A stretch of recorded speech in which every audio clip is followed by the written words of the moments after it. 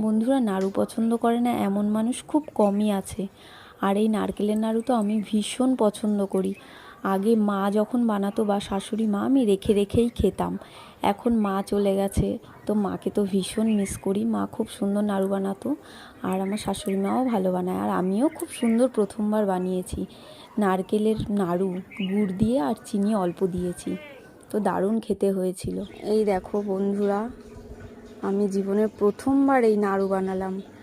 কখনো ভাবতে পারিনি যে বানাতে পারবো, তো চেষ্টা করলে সব কিছুই হয়। আর যখন ছোটোবেলায় দেখতাম মা বানাতো, তখন ভাবতাম আমি কি বানাতে পারবো কোনো দিন। আজকে ছেলের আবদারে শুধুমাত্র আমি চেষ্টা করেছি, আর দেখো কত সুন্দর হয়েছে। শাশুড়ি মা যেহেতু বাড়ি ছিল না, নিজে একাই করেছি।